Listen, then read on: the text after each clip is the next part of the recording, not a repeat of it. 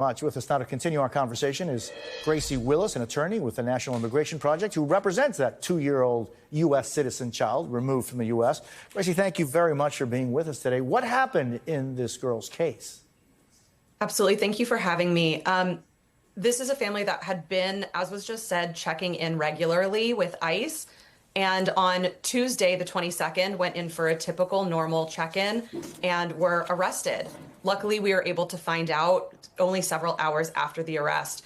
And attorneys, loved ones, community members were reaching out over days to try to find out, where is this family and can we speak with them? And at every single point, ICE denied anybody the ability to know where this family was, denied everybody the ability to contact with them and communicate with them. Even a lawyer who was ready to file documents in the mother's immigration case to allow her to access the immigration options that she has available to her. Even fathers, custodian, the father, the custodian, all of these people were saying, we need to understand what the mother wants. The parents need to talk to each other about what's best for the child. And at every level, we encountered shocking indifference on the part of ICE in terms of their willingness to watch this child be sent away. Are you saying that the father of that child did not have the opportunity to reach out and obviously, not speak to the child, but to speak about his child with anyone? Yes, with that's the mother? Right.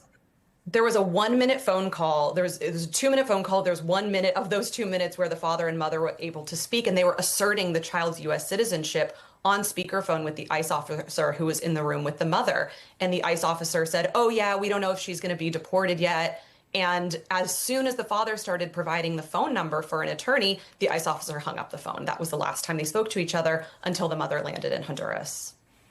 So the government says the mother wrote a letter asking that her child, U.S.-born child, go with her to Honduras. What do you say to that? The letter itself, the ICE has been misrepresenting what's in this letter. The letter, as was just stated, says, my child will come with me. I will bring my child. It's not a statement of desire. It's not a statement of what the mother hoped or wanted to happen. And in fact, what we now know is the mother was told, your child will be deported with you, and was told to write this letter that said, my child will come with me. She was never provided an opportunity to make a different choice. This was the choice that was given to her, the only option available to her. And she never had an opportunity to speak with a lawyer or to speak with the child's father to make any other different decision. So does the father want that child back in the United States, the country where that child was born, back with him? Right now, the family is in a very difficult situation trying to figure out what next steps are. These are conversations they should have been able to have before any of this happened. This family has been through a significant trauma. The mother has an early pregnancy. She's currently attending to her medical and health needs to ensure the safety of her unborn child. The family is now going to have these conversations in even a more difficult way.